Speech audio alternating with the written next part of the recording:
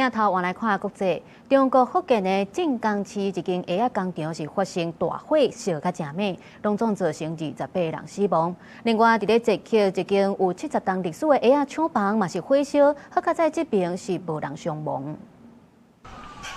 高高的烏煙直直衝上懸，消防拍拼咧救災，也閣有袂少人走去樓尾頂咧喊救人。中國福建泉州靖江市當地飛天蚵業有限公司，初9中晝12點左右發生火災。迄當陣廠房有237個員工甲2個外來人員，攏總救到213個，也毋過落尾也是造成28個人不幸死亡，引起北京當局的關注。習近平強調，今年以來，國內發生多起重大生產安全事故。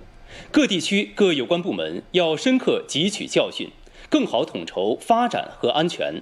現場消防人員指出，做蚵仔的材料真高檔，而且拖了真緊，佮加上廠房的樓梯墩真濟雜物，嚴重影響到拍火的速度，火勢才會炭燒到尾暗仔才受到控制。靖江市互人號做是中國蚵都，有超過3000億人民票的蚵仔甲服裝產業自治區，核心產區丹台鎮一當做超過11箱的運動蚵，人講全球每5箱都有1箱來自靖江。這搭有超過7000多間的蚵仔甲配套企業，也毋過這區過去捌火燒真濟屆。也若中華國家捷克初9又發生蚵仔工廠的火災，東南部毗鄰做蚵仔的園區有一間有70棟歷史的廠房，早起6點外熊熊發生火災，因為翕咧燒，到中晝有部分廠房放去，300多個消防人員全力拍火，加在無造成人員的傷亡，也毋過統計已經燒害7萬到7萬5千箱的蚵仔，損失差不多是700萬的美金，超過2億3千萬的台票。公視新聞景元慶編譯。